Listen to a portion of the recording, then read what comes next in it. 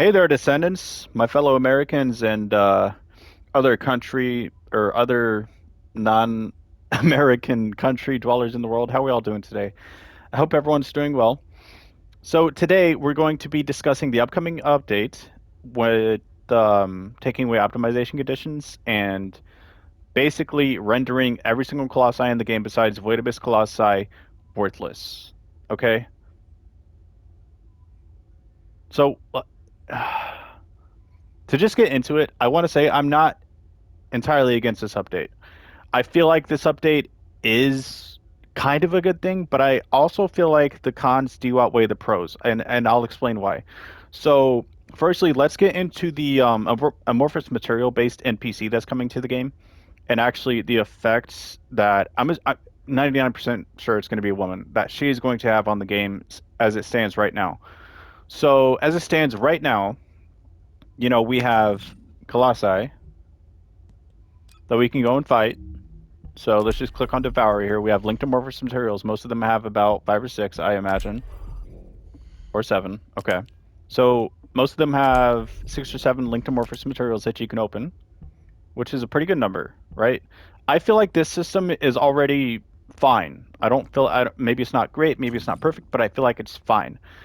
But when you take away opening up amorphous materials, now we're just stripping down the colossi to okay, well, now they're just good for components, modules, weapons, reactors, what have you.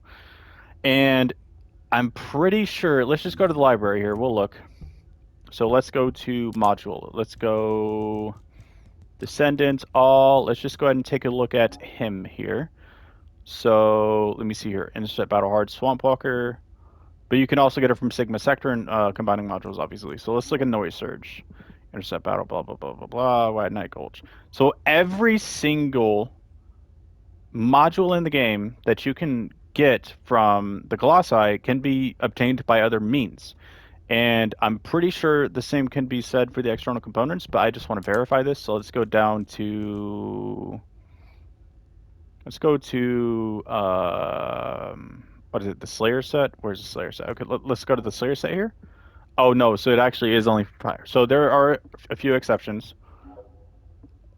Okay. So a lot of these are only okay. So that's good. That does give us some incentive, but then there's the newer ones that have come out, which some of them are only from Sigma. This one's from Axion Planes and blah blah blah blah blah. Axion Planes. Okay. Um, I just feel like if you lower incentive for certain activities in the game, I feel like that's destructive to the game that you want to create. And the reason why is because like this game's mainstay is to have as much server time as possible to attract investors, right? Are the scan sales doing so good that you don't need server time anymore? Like, what's going on here? And not only that, but like, how do you introduce something like Blueprint Loot, which pads your server time, encourages Descendant purchase, and stuff like that, and then you introduce a system where you're going to significantly lower time spent battling colossi. You're going to significantly lower time spent farming reactors, and you're going to significantly reduce the importance of the missions that give out those reactors and the colossi that up until this update comes out opens up these amorphous materials. If you reduce relevance of your already existing content, then what kind of game are we going to end up having in a year's time? And hell, I mean, even by season 4, what's going to happen?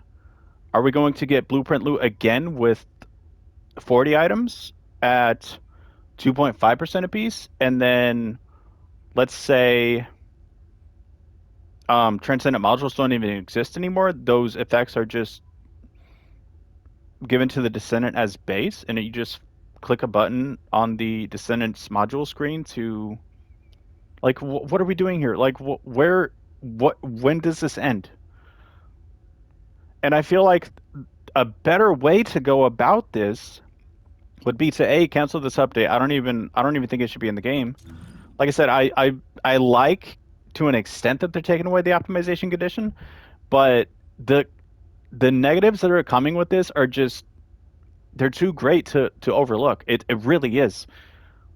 And then I'm sure there's going to be people out there who are like, "Oh, it's a new NPC. It's going to be new eye candy and blah blah blah blah blah." Like, I mean, and to those people, obviously, this video is not for you because you can't think critically and you can't think for yourself, and that's okay. But I digress.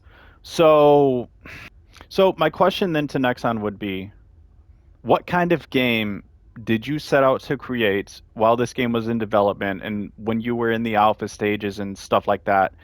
And before you even put a trailer together, what was your vision for this game? What did you want for your community? What experience did you want to provide for the community? Because we've had really good updates, honestly. The only thing that's been bad about season 3 so far has been Blueprint Loot itself. And I'm not saying RK Loot. I'm not saying all of these things. I mean, I feel like the percentage earned towards the targeted reward per mission completion for the RK loot and the bike loot could have been significantly higher.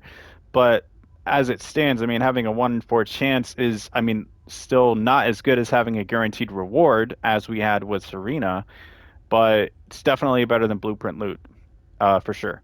So, like I said, like this is the only really bad thing from season 3, and now we're doing this, which is going to significantly undermine and gut already existing content in the game. What are we doing here? What's next?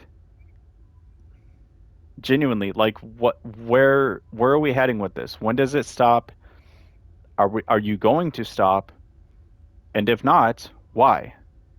If you want to pad your server time, if you want to get the players to remain on your servers for a considerable amount of time, and you introduce something like Blueprint Loot with the intention of doing that with the RK Loot and the bike loot and stuff like that, why are we doing this? That completely goes against the September update for Season 3.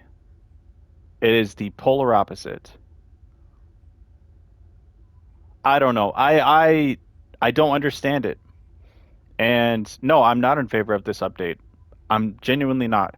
Because not only does it undermine already existing content, but let's think about the players for a second. Let's think about all the players who have spent 100 hours, maybe more, trying to get the perfect reactor for all of their descendants.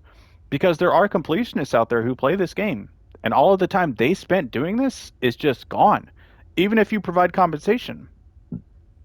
And I genuinely hope you do, Nexon. I genuinely hope you do provide compensation for this. Because you know that your players do spend time getting the exact item that they want. Okay? Whether they go to their dog and, you know, they go to the dismantling system, even if they do this, right? Like for, I mean, we'll just use this as an example. Even if they do this, but see, here's the thing: you don't have a rarity attached to optimization condition. It's exempt from rarities, so it is pure RNG, and you can't necessarily bolster or reduce the amount of RNG that's required to get what you want, like you can on the optimization, or not the optimization conditions, the reactor options at the bottom. So yeah, that I don't know. I think it's I think I don't know, guys. I think we're heading in a direction where it's just we're being too inclusive here, genuinely. I feel like we're going into DEI territory with this. Like, I don't see how people look at reactors, because I'm assuming this is why they're doing this. I don't see how people look at reactors and they look at optimization condition X weapon type, weapon class mounted, and they don't understand it. I don't get that.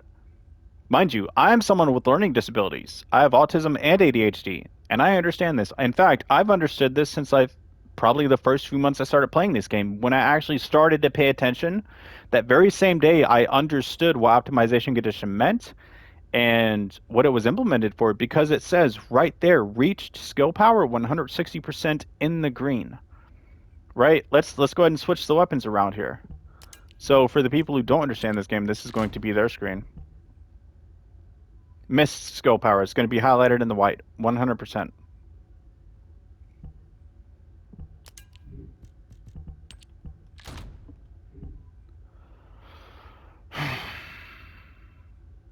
I don't know, guys. I genuinely feel like instead of doing this, what I would propose is more of an educational approach to the tutorial. More, I mean, like more explanations. You know what I mean? And maybe they do explain this in the tutorials, and maybe most of us don't read it. Maybe we should do more reading and less whining, huh? Like it's just ask more questions, complain less. Ask more, complain less. That's just that's all there is to it. I don't know, man. I mean, look, this update's bad, and if we continue simplifying things, the game will be a ghost of what it once was. That's all there is to it. Um, thank you so much for watching. And if you agree, let me know. If you disagree, let me know. And yeah, we can talk about it. All right. I'll see you in the next one.